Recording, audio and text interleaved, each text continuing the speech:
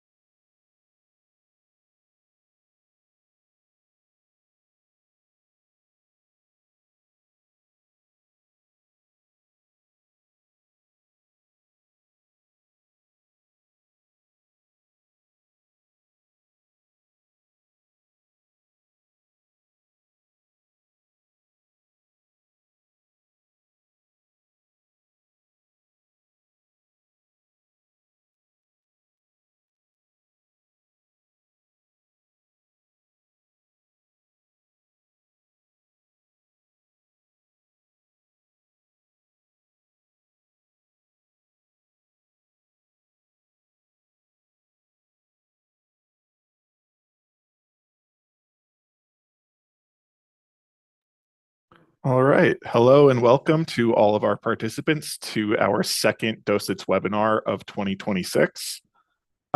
Today's webinar will be observing the changing Arctic Ocean with acoustics. Before I come back and welcome our speakers for today, we just have a couple items to introduce to everyone.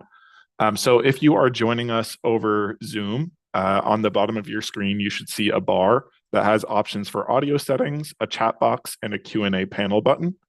If you are someone who enjoys closed captioning, they are enabled and you can turn them on for yourself in the audio settings. As far as the chat box and Q&A panel buttons go, we have these separated so that way if you as a participant want to ask a question to our speaker, you can ask directly in the Q&A box.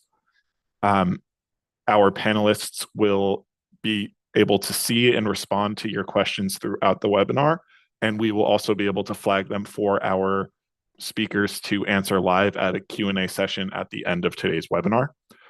So if you are following along and you have a question that you would like answered, please open the Q&A panel box and type your question into the chat box and hit send.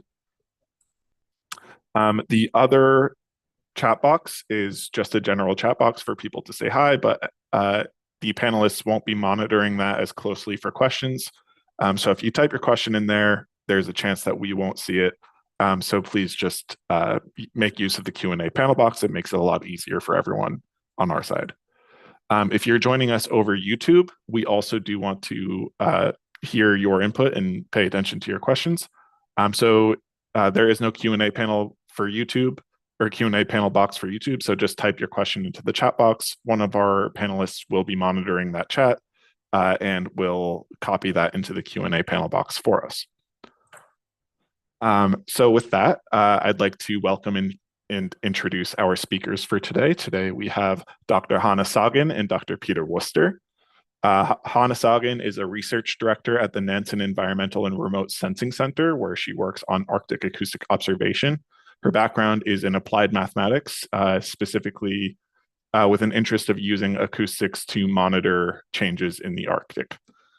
She has been collaborating with Peter Worcester since 2005 and has coordinated the CADEX experiment in 2019, which was the first year-long Pan-Arctic acoustic thermometry project aimed at measuring changes in ocean temperature in the Arctic.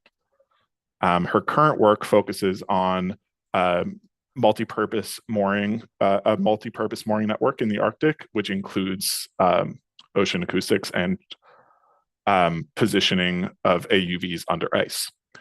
Also with us today, we have Dr. Peter Worcester, who is an emeritus research oceanographer from the Scripps Institution of Oceanography. Peter has a long-standing career in ocean acoustics and specifically was very instrumental in developing the science behind acoustic thermometry and acoustic tomography. He also is a co-founder of DOSITS. He received the Walter Munk Award for Distinguished Research in Oceanography related to sound in the sea in 2006, and is now here to talk to us today about his work with Dr. Hannes in observing changing temperatures in the Arctic Ocean using acoustics. So with that, I'm going to stop sharing and pass the reins to our speakers.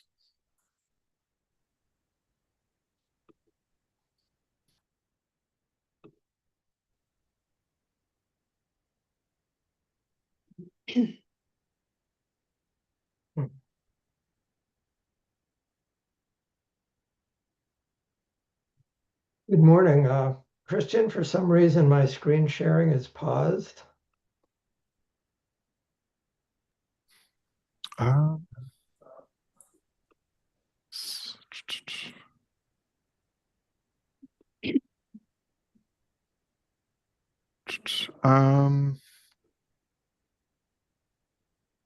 see, I've stopped. Okay, let me try again. There we go. Okay, do you see my screen now, Christian? Yep. Yeah, I can see your screen. Looks good. Very good. Good morning, everyone. I'm Peter Worcester, and I say good morning because I'm in San Diego. For Hanne, it's good evening because she's in Bergen, Norway. So this is an international webinar. I'll start by just giving a very brief introduction to the points we're planning to cover so you can see where we're going. We're going to start describing the changing Arctic a bit and why acoustics has a unique role to play in observing the changing Arctic. Then we're going to talk a little bit about how ocean acoustic tomography works, how it can be used to measure ocean temperatures. Following that, we'll get into the technology. How do we actually make these acoustic measurements that we use in the Arctic Ocean? Then finally, we'll end with a discussion of a recent experiment that goes by the acronym HIUSE and how that experiment and the CADEX experiment that preceded it paved the way for a sustained Arctic ocean observing system. And with that, I'll turn it over to Hanne to begin to talk about the changing Arctic and how acoustics, what role acoustics has to play in observing it. Yeah, good evening to Europe and then good morning to US. I'm very happy to be here with Peter to tell about what we are doing and our passion for the Arctic and for acoustic methods. So why the Arctic? It's the place where the climate change fastest. It's 4 times stronger and changes in climate in the Arctic compared to the global mean changes primarily in air temperatures. But there is large variability. Some places in the Arctic is less influenced, and other places are much more influenced. For example, the Barents Sea area, which is up to 10, 11 times faster changes than in other places in the world. So can you please go to the next slide, Peter? I think so. Here we go. Yes. So, how do we know that the Arctic is changing? It's primarily that we have had satellite remote sensing since the 1980s, and it has continued all the way up to now. So we know exactly, or more or less exactly, how the ice is changing in the Arctic. So the temperatures have risen with approximately 3 Celsius degrees since the 1970s. And the Arctic sea ice extent has decreased with about 13% per decade in September. September is the minimum. That is why we always refer to that, to have a kind of a comparison throughout the years. So since 1979 to 2022, it has decreased by 13%. That's per decade, and that's scary, I think. This animation shows the age of the sea ice.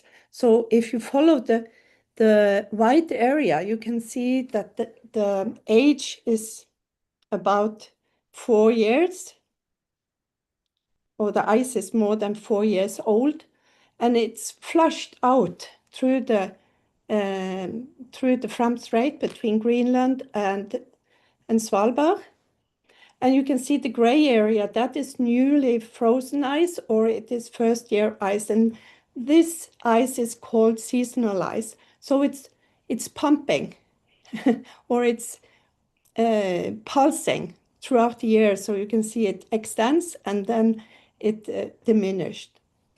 So what is also the case here, you can see that there is the ice concentration is also getting less.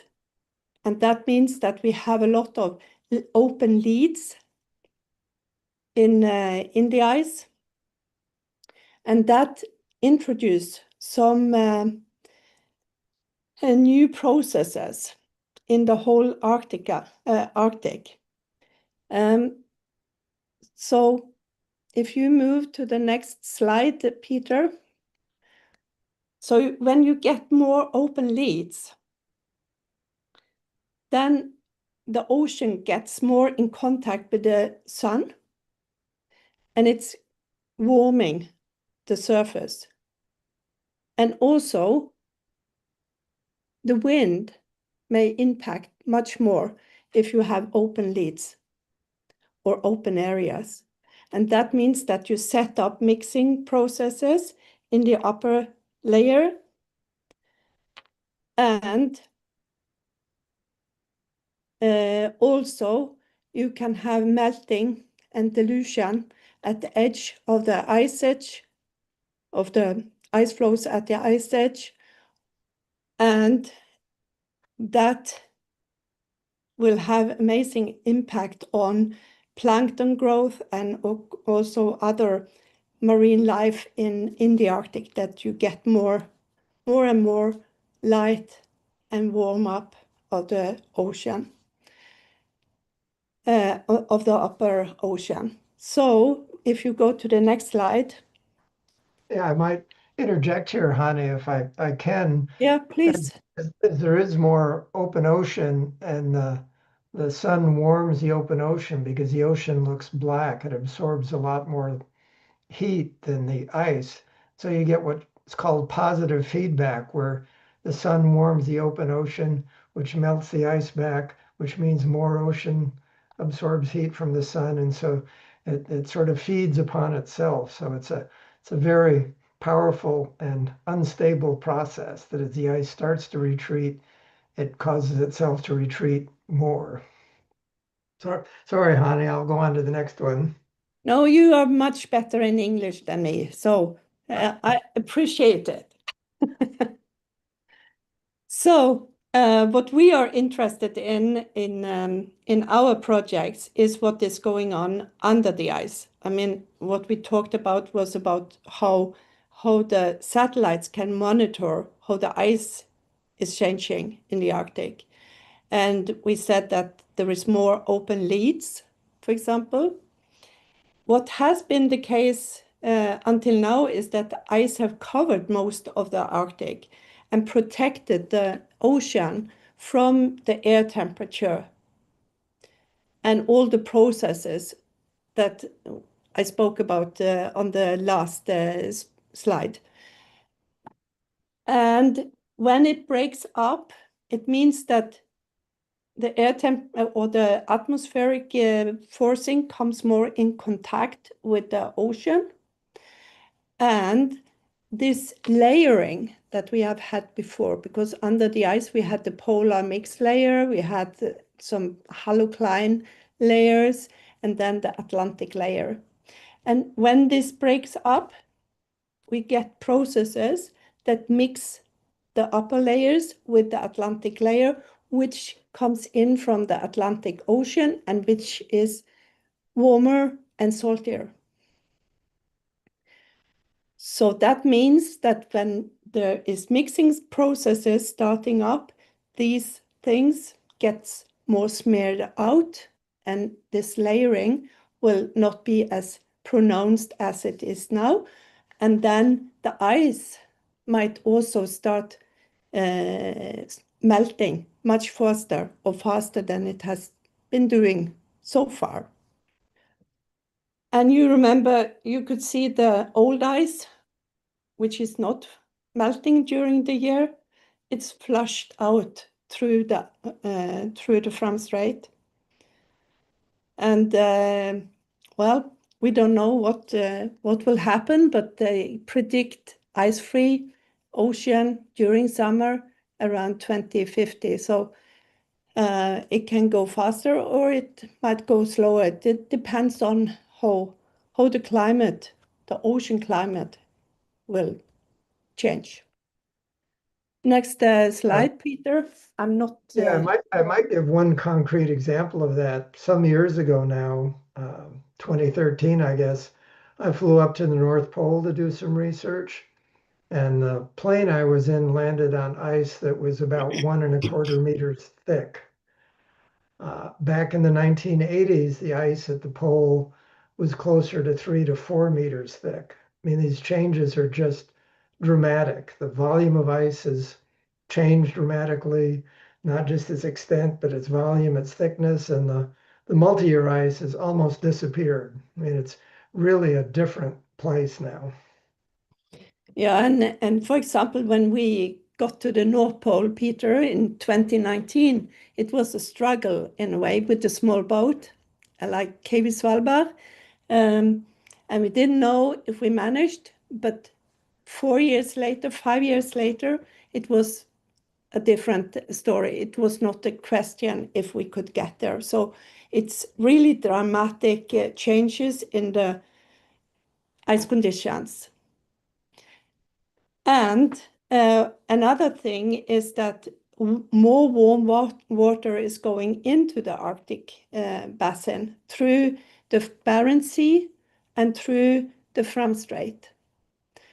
And what is amazing is that this water that comes in now is going to circulate for 25 years in the Arctic basin. That means that what is going in there now with warm water will be there, and it will come new warm water and it accumulates.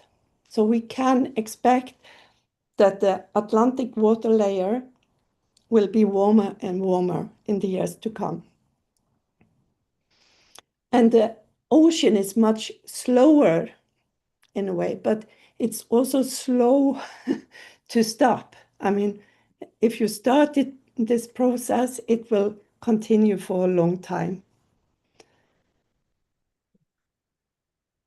Next.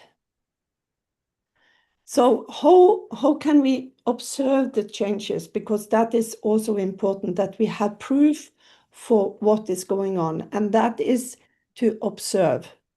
You can do modeling, but models, they have some difficulties, also the observing systems, but observations, when you measure something, it is the truth. But it's not always it's valid for a large area. And Peter will come back with that perspective for the acoustic methods. But if you do direct measurements at the point, it's very accurate. And you can have gliders, you can have moorings which is fixed at one position. You can have advanced AOVs, you can have ships, you can have aircraft from the above and satellites, unmanned aircrafts, and you can have a lot of buoys. And some of the most important ones are the ice-tetted platforms. For example, this one made by Hui, and you can see the coverage here. On the US side, you always have more than we have. So, and the reason is that you have the Beaufort gyre, which keeps the buoys in the area, while in the Fram Strait, you have the flush of ice out the Fram Strait. So when you have buoys on top of the ice, it will be flushed out of the Fram Strait. So you have to refill all the time, and that is quite expensive. Then you have the biggest or largest ocean monitoring program, the Argo program, and they have a lot of buoys placed in the world oceans, and they sample, they go up and down and send profiles down to 2,000 meters, and then they go up every 10 days and they send back the information to the scientists. But you can see very few dots in the Arctic, and that is because they are not so keen on taking their floats up there, because they need to have installed ice avoidance systems. And also, even if you have that, you don't know exactly where you have picked up the data or where you have profiled, because you don't have access to GPS. And if you don't manage to get through the ice, you don't get fix on your measurement. And then do you want to say something more, Peter? No, I don't think so. I do have one question. Can people see my pointer? I see it. Okay, okay. I was trying to point at what you were saying. That's very helpful for me too, because I try to do it. Yeah, I know. It's very, very confusing. Well, I think with that, we maybe we'll shift gears a little bit and talk about how acoustics can be used to make measurements of the ocean and contribute to various kinds of measurements of the ocean. And on the left here, you have, Peter, just to get from where I was, I talked about point measurements or localized measurements. But now uh-huh, we come to the nice thing with the acoustics. okay, I'll be sure to point that out. And in fact, on the left side here, it shows this. That's a cartoon showing the very first measurements of the speed of sound in a lake, Lake Geneva in Switzerland, where they literally rang an underwater bell and listened to it with what amounted to sort of a long hearing tube. And they rang the bell, and I think they set off a flash of light, a little gunpowder or something, and then measured the difference in how long it took the light to reach the receiver, which was almost instantaneous, and how long it took the sound to reach it. And from that, they deduced the speed of sound. Well, to this day, that's the basic measurement of how sound can be used to measure ocean temperatures. Make very precise measurements of the travel time of sound in the ocean. Then you can deduce what the sound speed averaged along that path is. So you're getting an average of the ocean rather than measurement at a point, as Hannah said. And you can then convert that measurement of the speed of sound into temperature. Changes in temperature are the dominant source of changes in the speed of sound in the ocean. The speed of sound depends on temperature, salinity, and pressure, but temperature is the most important in causing changes in the speed of sound. And we call that acoustic thermometry. And we'll talk in a moment about how we make these precise travel time measurements.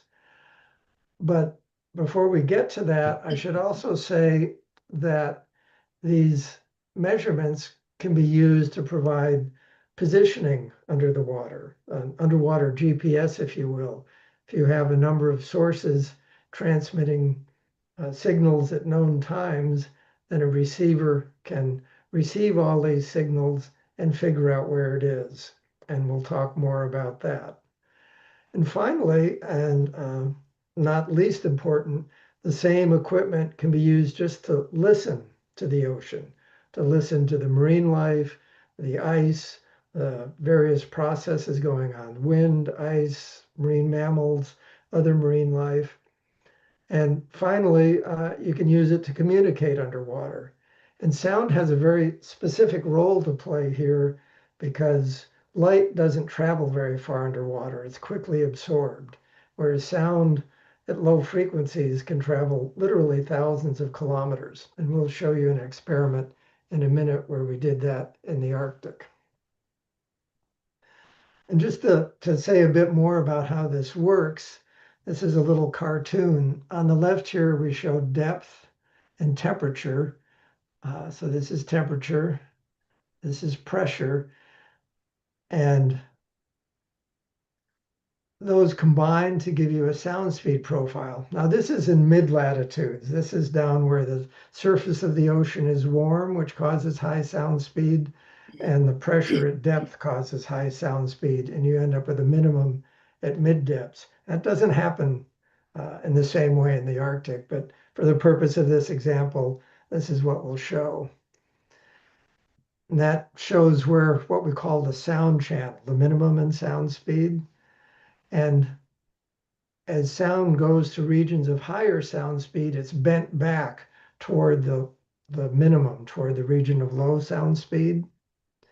And so the sound then travels from a source and it goes up, it's bent back down. As it goes down, it's bent back up, and it follows these oscillating paths between the source and receiver.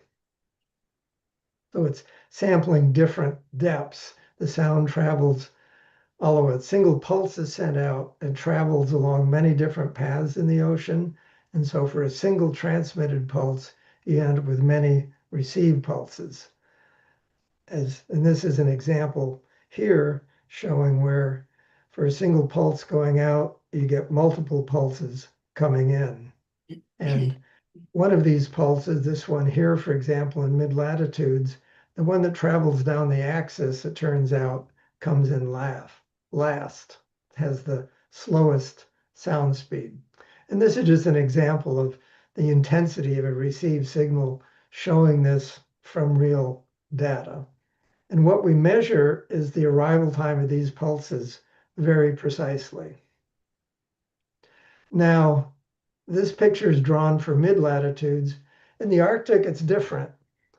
There is no minimum in sound speed, and all the sound is bent back up toward the surface. If we look over here, this is what the temperature typically looks like.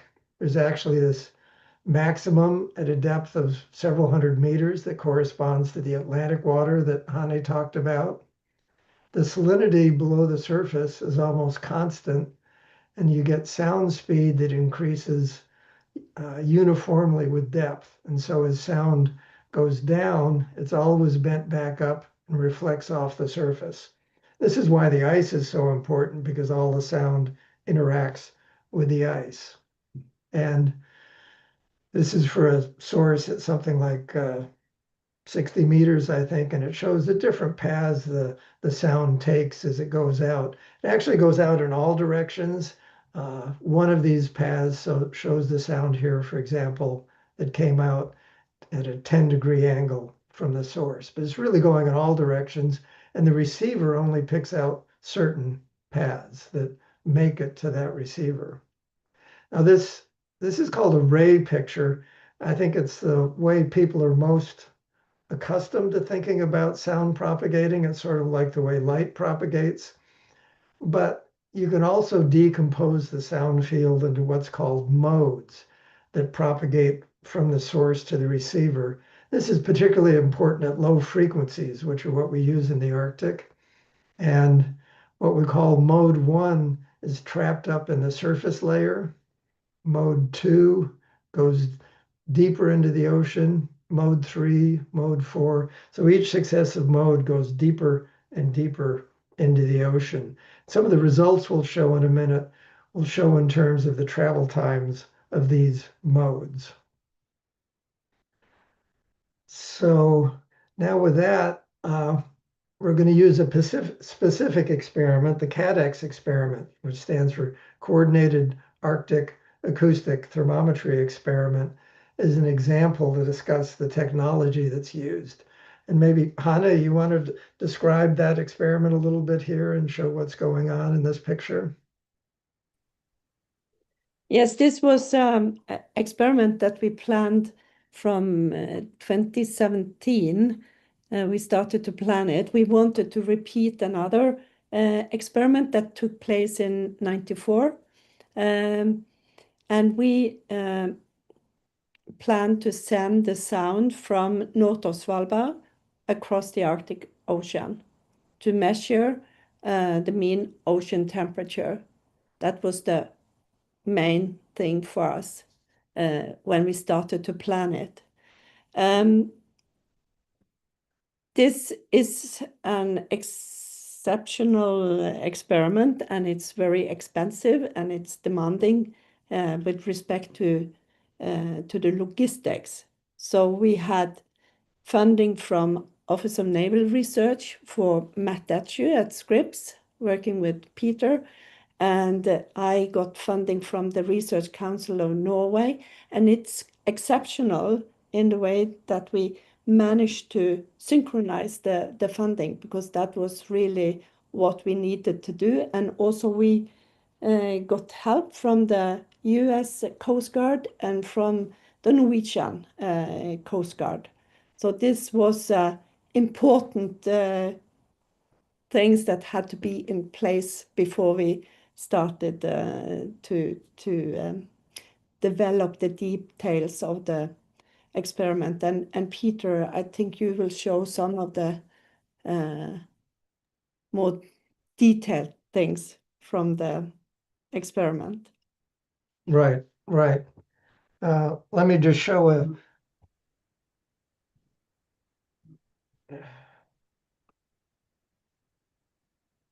So this is a plan view of that experiment, CADEX as we call it.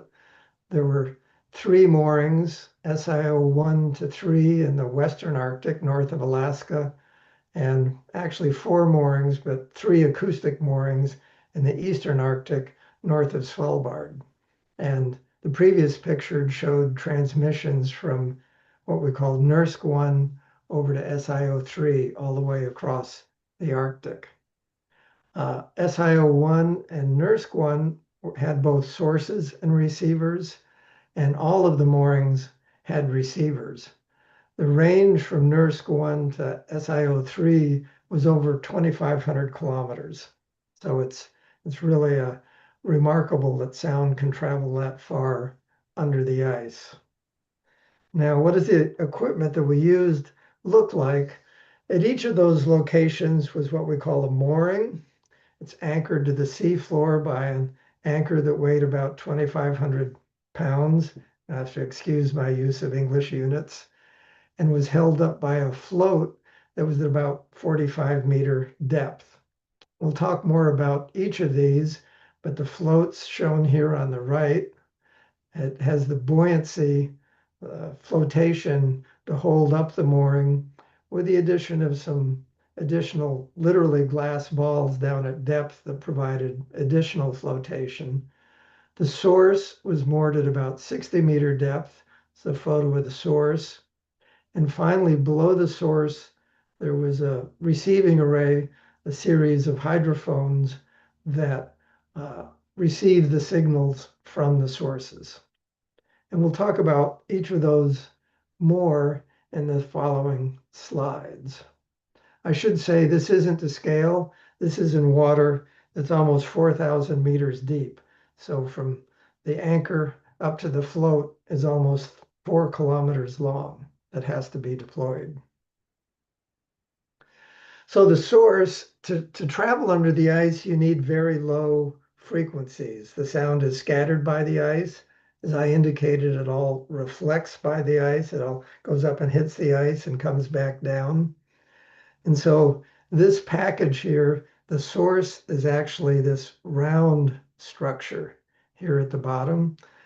And it works just like a loudspeaker in your home stereo. It's got little drivers on the inside that push the plates on the front, drum plates, if you will, in and out at a frequency of 35 hertz, below what your computer speakers could reproduce, or we'd play you a sound. And it requires a variety of supporting hardware. Because it's at depth, a depth of 60 meters, it has to be pressurized. So the pressure inside the source is about the same as the pressure outside the source. And what you see up at the top of this structure are 3 sets of air bottles that hold air used to pressurize the source. On the back, where you can't see it, are 2 big battery cases. They're each 4 feet long and 12 inches in diameter, and hold lithium batteries that power the source, in this case for a year. And the source is not actually loud enough to be heard at these long ranges. If you just sent out a single pulse, it would be below the noise level at the receiver. And so we use a special procedure called pulse compression, where we send out a long coded signal, and then we add it all up in the processing at the receiver. So we get a single pulse out that has all the energy in this long pulse, and we improve the signal to noise ratio dramatically so that we can make these measurements. The transmissions here were actually about 15 minutes long. The receiver is a fairly new technology. People have used vertical acoustic arrays for a long time, but here we use a system we developed in which the hydrophones are in this top picture. Inside that blue plastic sleeve, there's a underwater microphone we call a hydrophone.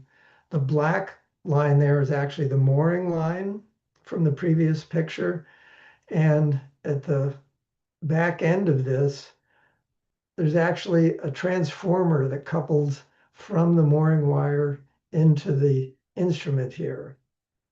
And so we can couple up to 99 of these on a piece of wire that's like 1,000 meters long to construct the kind of receiving arrays we used.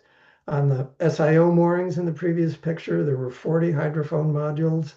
On the NERSC mooring, there were 25 modules, and at spacings of 30 to 40 meters.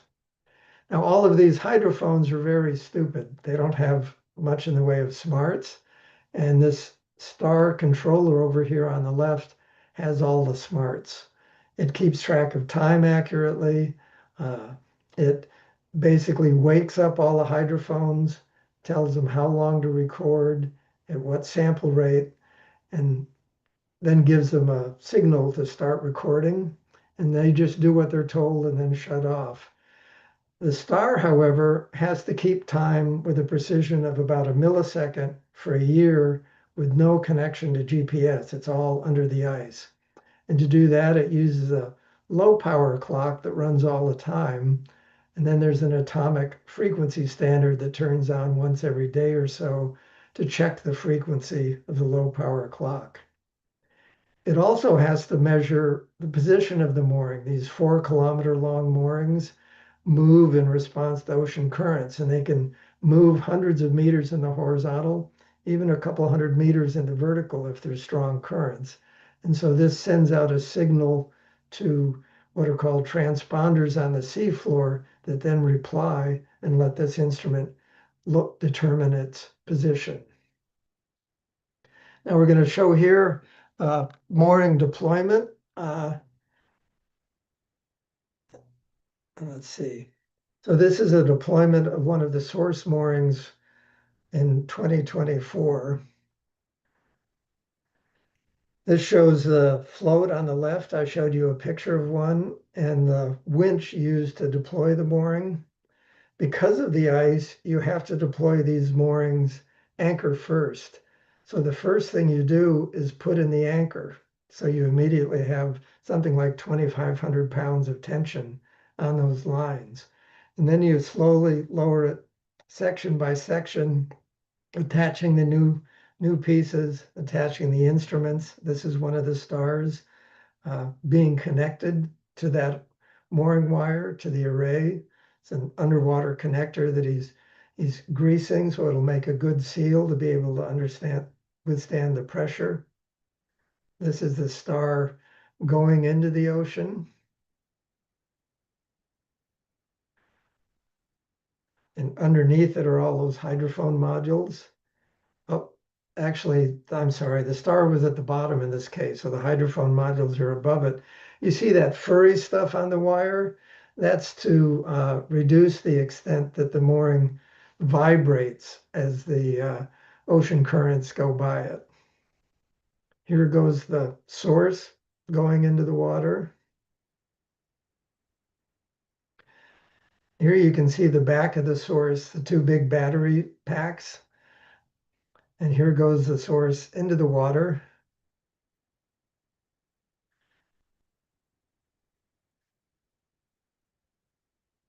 Then the subsurface float.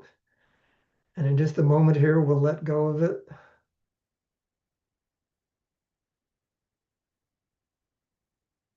And the whole thing sinks into the ocean. So that whole process typically takes 7 to 8 hours. It's a long, slow process. So that's how it goes into the ocean. And I'll let Hannah here describe how we get them back. Yes, except that we know the position from when we deployed it. So we position it, and then we come back the year after. So we start with controlling that it's actually there. And then we start the process that we call ice management. So we crush all the ice in the area. And we do that in a large area because the ice is drifting. And we have to know that we are releasing the mooring when it's open enough. So when we make this area, there is a scientist sitting in the lab and sending the release code to the releases at the seafloor. And usually it comes up like this. It's not always like that. This is a smooth recovery. We have had other more exciting recoveries, but this is the simple one. And when you see the ice is moving together again, so it's important to get the hook on the flotation as we did here. And then we start to recover all the instruments. So the instruments that went in last comes up first. So now we do the reverse. So we get all the instruments on board, and then it is very hectic because we carry all the instruments into the lab area to download the data, but also for cleaning, making sure that the instruments are okay. And then we pack it and send, and then we are ready to send it back home when we come to shore. So it's a very exciting part of an experiment to recover these moorings. Hopefully we get all back, but it's more a risky business than sitting with the computer back home. So just as you know. Don't you agree, Yeah, Peter? yeah. This little movie was on the KV Svalbard. It's a Norwegian Coast Guard icebreaker. You'll notice how fast the Norwegians move. They're very quick. Yeah, we are efficient. So then we'll switch back. What does the data look like? So this is for transmissions from this red dot over here over to the green dot all the way across the Arctic. And it's depth on the left, travel time on the bottom, and what's shown is the intensity on each of the 40 hydrophones. You'll see there's a couple of missing hydrophones where there's blanks. Nothing ever works completely, but this is what the data looks like after you get it back and remove the code that I described to improve the signal to noise ratio. You can plot that another way. Uh, this is really the same data. It's depth on the left, time on the right. This is for a different path. It's from SIO 1 to 3, so it's shorter. And I picked this one because the signal to noise ratio is better. But what you see, you remember I mentioned these modes is one way of thinking about how sound travels in the Arctic, particularly the low frequency sound. And modes 1 and 2, here is mode 1, the one that's trapped at the surface. Here's mode 2, it's got a 0 in the middle. This is mode 3, and then more ray-like arrivals earlier. The top is the measured reception. The bottom is predicted using a climatology. And you can see the agreement's very good, but the data is actually the difference between this predicted travel time of mode 1, say, and the measured travel time. And so it's those small differences, which are measured in milliseconds, that are the data. And you can make time series. This is for 3 of the paths, SIO 1 to 3, NERSC 1 to SIO 1, and NERSC 1 to SIO 3. And travel times, again, on the vertical axis, and each panel is for a different mode, modes 1, 2, 3, and 4. Mode 1, remember, was trapped near the surface, and so at the longer ranges, its signal-to-noise ratio drops below 0 after about January. The ice just gets too rough and scatters it. The deeper modes, which aren't so concentrated near the surface, you get much more complete series for. And you can see that over the year, this is 1 second over here on the left. So the travel time is changing by a good part of a second. It's a big, big signal. And way above, the accuracy of the measurements is smaller than the size of these dots. So it gives you information on how the ocean is changing, averaged over that path, as Hannah said. So you're getting an average of almost the whole Arctic Ocean. And every, in this case, every 3 days for each of these plots. There's really no other way to get information on how the Arctic Ocean under the ice is changing on those timescales. Now I'm going to show you some results, how you take those travel times, but I first want to point out that the Eastern Arctic, over on the European side, all the sound reflects off the surface. In the Western Arctic, with climate change, there's been a warm layer come in. This blue line here is temperature, and there's a peak at something like 50 meters. And so you get this little tiny sound channel very near the surface, and this traps some of the sound for a source that's actually in that duct or influences it if it's not. So you have to treat the travel times for the Eastern Arctic differently from those for the Western Arctic because the ocean is different. This is just an example of the kind of results you can get. This is for SIO 1 to SIO 3, so it's all of the Western Arctic. Each panel is 0 to 120 meters in depth, and the horizontal is latitude from SIO 1 at the north to SIO 3 at the south, SIO 2 more or less in the middle. And each contour is 0.5 degrees centigrade, and so these tan reddish areas are that Pacific summer water, that warm layer I was talking about. And you can see how it changes from month to month. This is all on a plain up here in March.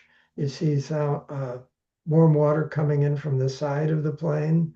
Gets extremely warm in June, many times warmer than is typical.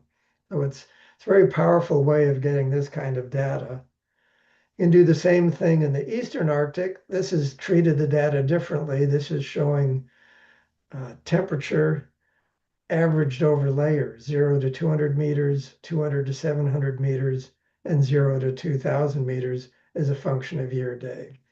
And really more or less like the other ones, you see here, if we look at the black one, that's when we had all three modes for this very long path from NERSC 1 to SIO1. The travel times were getting longer, which means the temperature is getting colder. The accuracy degrades when you have fewer modes, when that mode 1 path disappeared. But you also see that the paths that turn deeper, like this 200 to 700 meter layer, the ocean's more stable, so it doesn't change as much over the year as it does near the surface. So these two are just examples of what you can do with this data to deduce the temperature and either the range average temperature in this case, or in the previous one that I showed, you get some range dependent information because there were 3 moorings. But it's the kind of things that you can do with this data.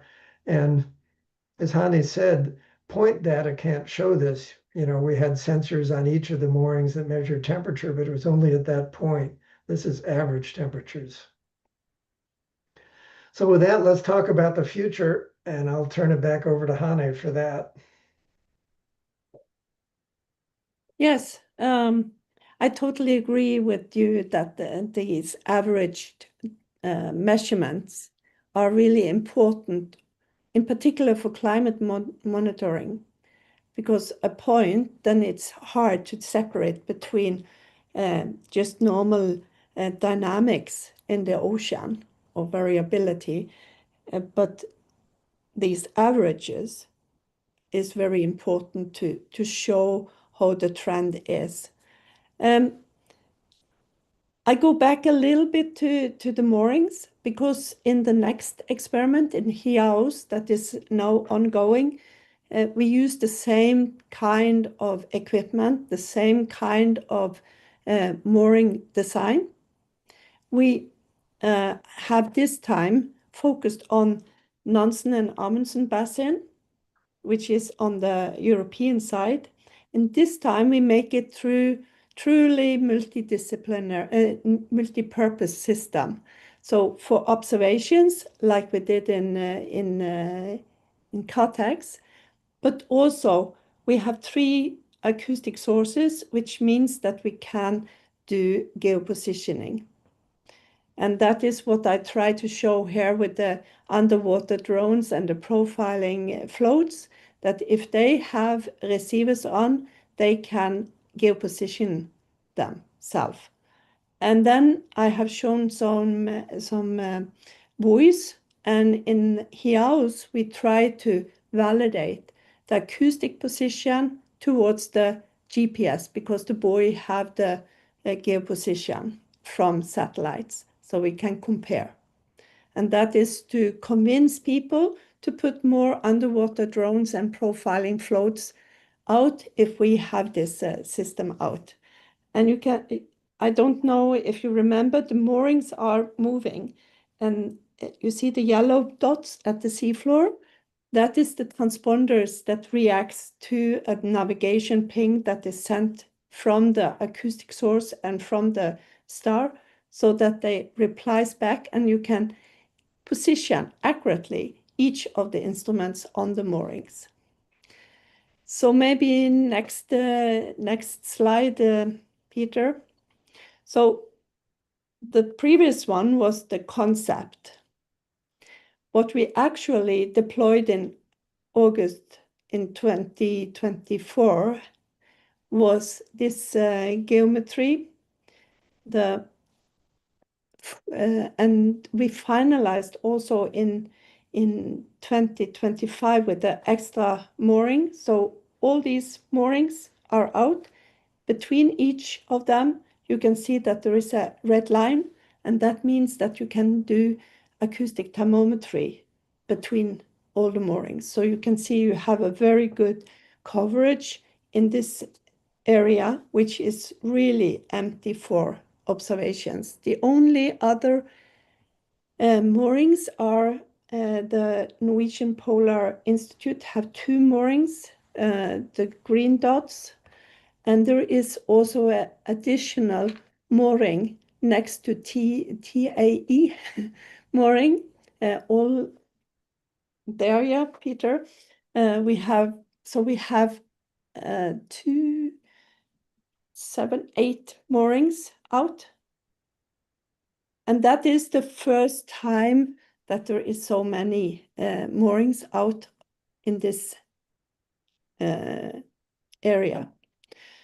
So now in August, September, we are going to recover this system. And we are so excited to see the data. And we really hope that we get all the instruments back in good shape. So next slide. This system, as I mentioned, we also test the underwater GPS. That means that you can position instruments or platforms that have receivers on. And in particular, we are interested in the Argo floats because that is the biggest ocean monitoring system, which is lacking information from the Arctic. So we hope that we can continue to develop the Argo floats so that they can make use of the acoustic network.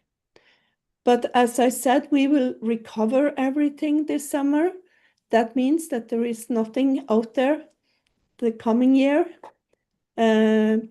So what we have done is that we have, if you go to the next slide, Peter, what we are aiming for is, of course, to sustain this system so that people can trust that we have a system out so that they can deploy their AVs or the floats or gliders so that they can trust that there is something that they can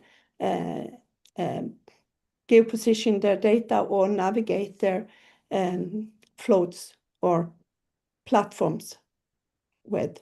And this is particularly important now because of the climate change, but also in 2032 and 2023, there will be an IPY5, and this can be a very nice contribution to IPY.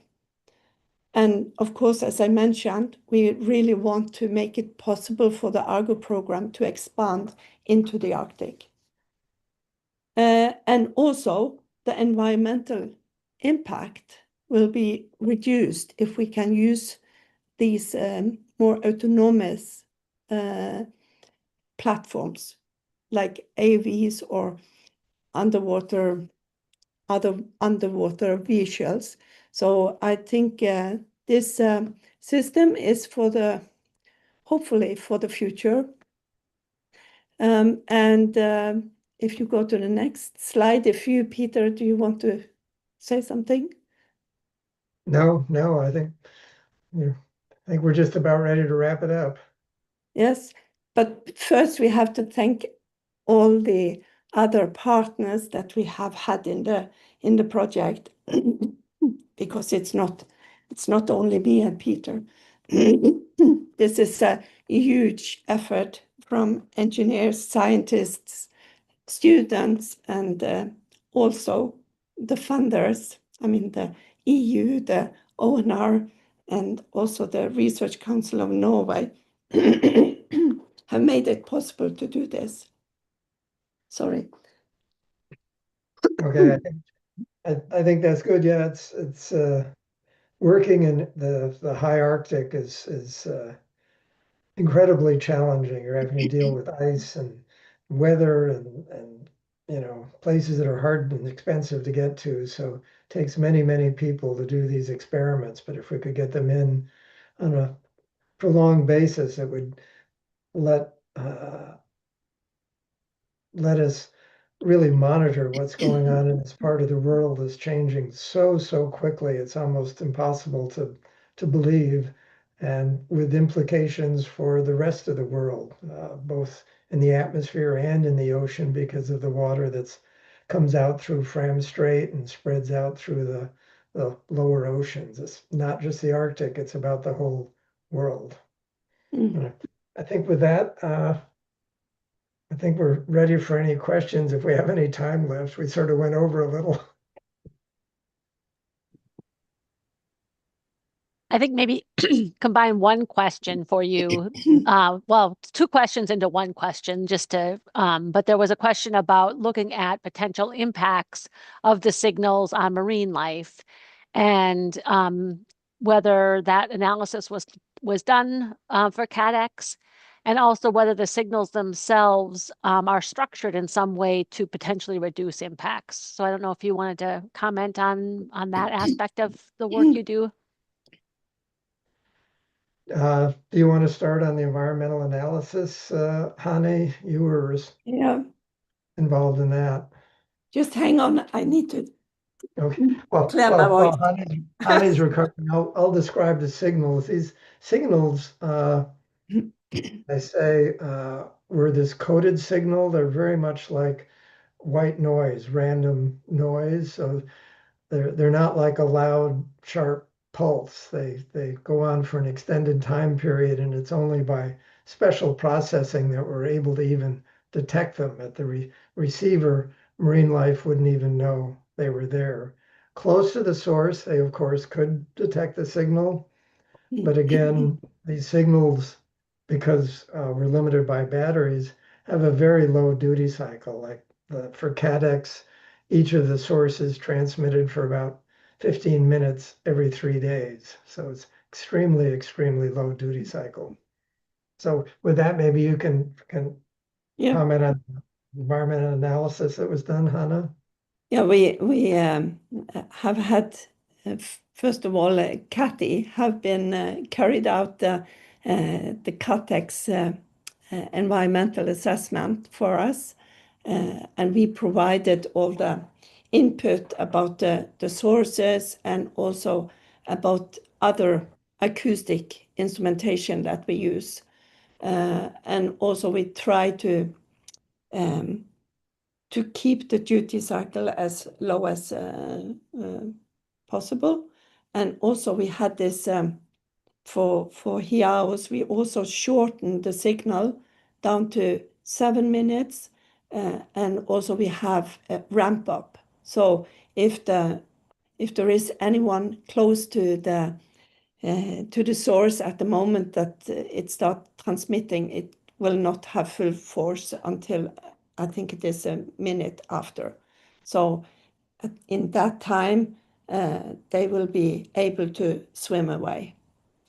I don't know, Kathy, if you want to. Do you agree? Yes, no, and I'll say too that so part of the question was about, looking like, does the Arctic Basin contain the signals? And I think, we did do acoustic propagation, and obviously you presented on the acoustic propagation of the signals. And so, and as Peter mentioned, the signals are, long duration and lower source level. And so having that M sequence design and that encoding, knowing precisely when they were transmitted, we know when to expect them to be received. And so we've decreased the source level as much as possible in order to extend battery life, really. But because of that, it does reduce the impacts on the marine life.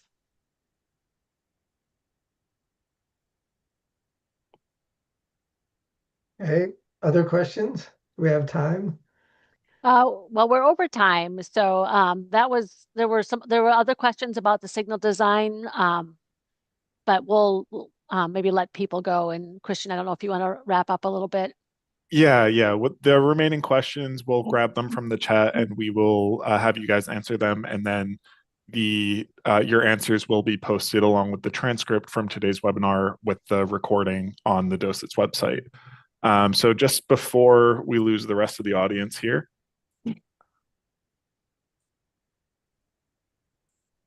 you know, we like to talk, so no, it's great. Super interesting presentation, and of course, great answers to everything. So, yeah, I'm sure that people will have their answer or their questions answered in time. So, for those of you who registered for the webinar ahead of time and you're joining us over Zoom, you should have received an email that has details for a questionnaire that you can fill out in order to receive a DOSITS professional development certificate. You're eligible for this if you register and attend all 4 webinars in a calendar year. So this is the second one of 2026. There are 2 more that you can watch and attend and fill out the questionnaires for. And if you do all 4, you will receive a professional development certificate from DOSITS.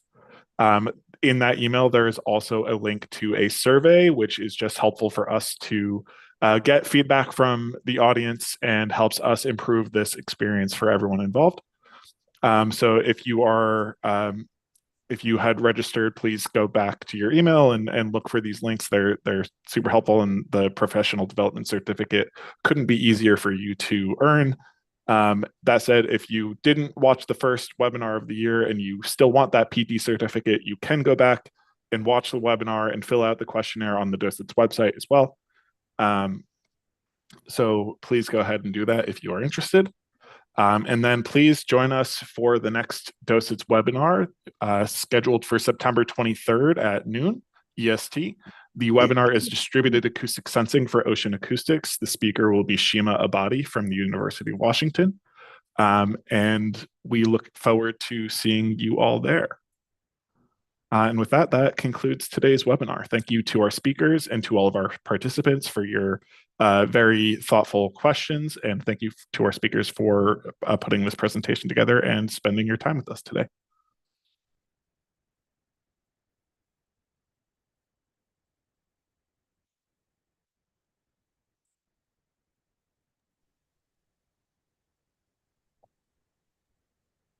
Thank you. Great presentation. Thanks. It really was. It was really interesting. There was a lot of good questions. Yep. A lot of response in the chat. Oh, good. It's nice to know there's some feedback. As we were saying, it's like you're talking to yourself. Right. Yeah. but anyway, Peter, we like talking, so so Yeah, we've got a lot of good questions. Christian and Kathy did a great job of answering a lot of the questions in real time. Excuse me, but we have a few others, so I'll clean up the document and send that over to you. And once that's completed, we can post that to the website for everybody to see the Q&A from the event. Yeah, and if you want to, Lisa, do you copy the ones that we answered too? So yeah, if you guys want to expand on what we wrote, absolutely do so. I knew you guys were running out of time for answering questions, so we were dealing with a couple of them just to get responses back to the audience. Oh, that's great. It's great. Yeah, we kept trying to shorten it, but we didn't quite succede. Don't worry, you're not the only one. Most of our webinar speakers. maybe 10 slides next time. Yeah. Yeah. Oh. Also, what ends up happening is you get to the last couple of minutes and people suddenly have all these questions. So the Q&A chat box just blows up in the last like 2 minutes. Okay. And then we've got to sort of pick and choose which ones we want to answer. This one was pretty good though. We got a good like flow throughout. Mm-hmm. Yeah. Yeah. Well, no, I mean, really the reality is we covered a lot of material in an hour. It was a lot for Yes. people to absorb. Yes, absolutely.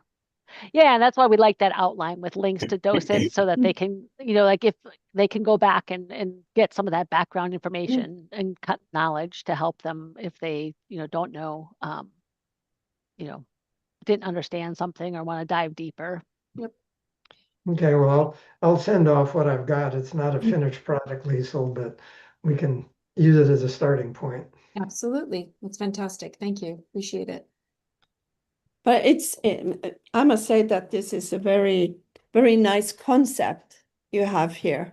I like it a lot, except that my English is not as good as it should be. But I think that the concept you have is very nice, and we can, as far as I understand, the funding is a little bit